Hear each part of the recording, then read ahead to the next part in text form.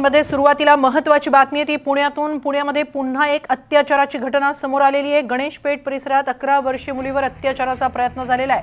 46 वर्षीय आरोपीला पोलिसांनी ताब्यात घेतलेला आहे। मुलगी पळून गेल्याने मोठा अनर्थ टळलेला आहे।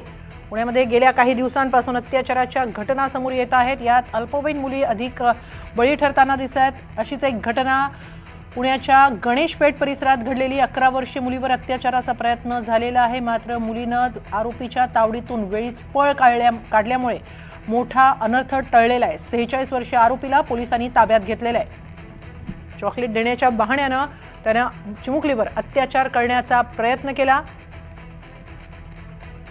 मात्र मुलगी वेळीच पळाल्याने पुढचा अनर्थ टळलेला आहे। 46 वर्षीय आरोपीला पोलिसांनी ताब्यात घेतलेला आहे।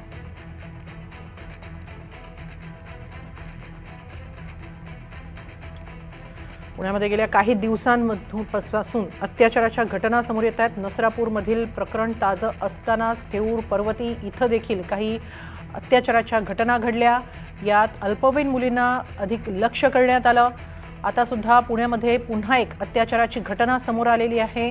गणेशपेठ परिसरात ही घटना घडलेली। आपण याबाबत अधिक माहिती घेऊया आमचे प्रतिनिधी अजिंक्य धायगुडे यांच्याकडून। अजिंक्य, काय अधिक माहिती? हेमाली, गणेशपेठेतून सध्या एक धक्कादायक माहिती समोर येत आहे। खरं तर अत्याचाराच्या घटनांनी पुणे हादरल्याचं सध्या पाहायला मिळतं आणि सलग चौथी घटना सध्या पुण्यातून समोर आलेल्या आहे। 11 वर्षाची अल्पवयीन मुलगी असल्याचं समजतंय।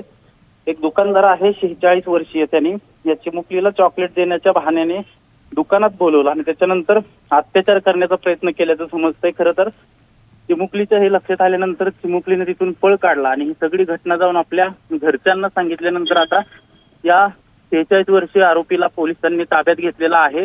कारस्थाना पोलीस स्थानकात या संदर्भात गुन्हा दाखल करण्याचं काम सध्या सुरू असल्याची माहिती समजते।